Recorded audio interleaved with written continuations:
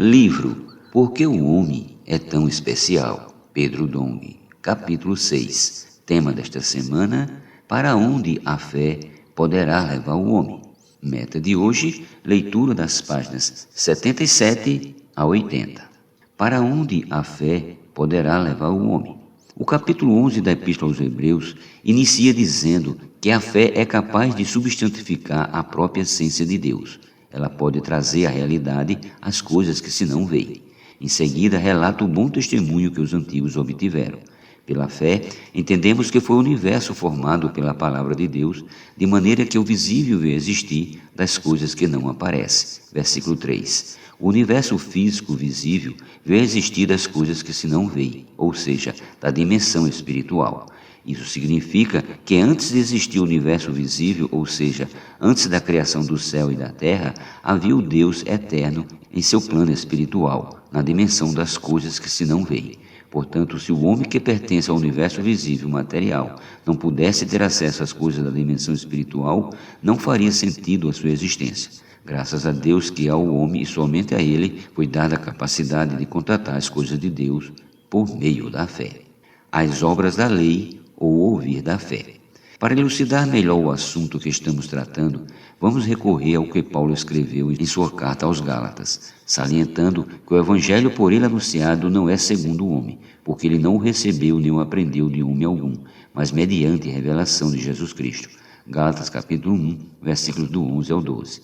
O evangelho de Deus não é um conjunto de ensinamentos humanos com regras ou exigências para o homem cumprir. É, antes de tudo, a bênção espiritual nas regiões celestiais em Cristo. Efésios 1:3. É algo que Deus preparou para o homem. Entretanto, ele tem acesso a essa bênção que está na dimensão espiritual somente pela fé. Na época em que foi escrita a carta aos Gálatas, alguns oriundos da Judéia ensinavam aos gentios que haviam crido que, além da fé em Jesus Cristo, era necessário circuncidá-los, pois deviam guardar a lei de Moisés. Caso contrário, não podiam ser salvos. Atos capítulo 15, versículos 1 e 5. Devido a isso, os gálatas ficaram confusos, o que motivou Paulo a escrever uma carta aos que dessa província romana receberam o evangelho. Ele já havia pregado o evangelho de Deus, apresentando-lhes a crucificação de Jesus, que teve a finalidade de redimir o homem de seus pecados por meio do sangue de Cristo que foi derramado. Eles também ouviram acerca da água que fluiu do lado de Jesus. João capítulo 19, versículos do 34 ao 35. Para dispensar a vida de Deus a todo aquele que nele crê. João 20:31. Eles creram na palavra do Evangelho e invocaram o nome de Jesus, e pela fé receberam o Espírito prometido. Gálatas 3:14. Diante desse quadro, entendemos o desespero de Paulo. Ó Gálatas insensatos, quem vos fascinou a vós outros, ante cujos olhos foi Jesus Cristo exposto como crucificado? Quero apenas saber isto de vós: recebeste o Espírito pelas obras da lei ou pela pregação da fé? Sois assim insensatos, que tendo começado no Espírito, estejais agora vos aperfeiçoando na carne.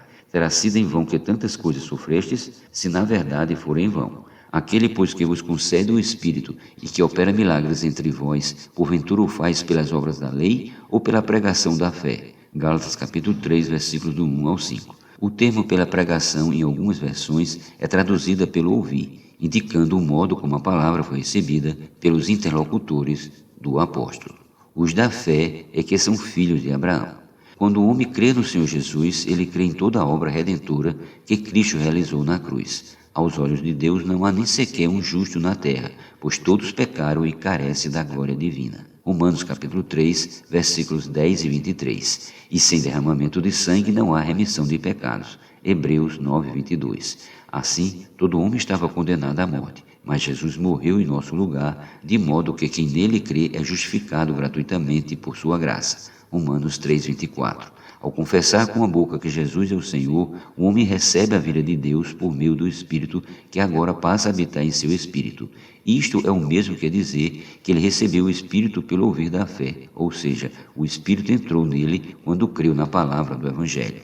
Esse Espírito é a bênção de Abraão, que Deus prometeu dar a todo aquele que crê em seu Filho, Jesus Cristo. Gálatas 3,14. Por meio do Espírito temos acesso a Deus mediante a fé. Se o homem enxergasse isso, veria que praticar as obras da lei não faz nenhum sentido, pois somente pela fé ele tem acesso às riquezas de Deus por meio do Espírito prometido.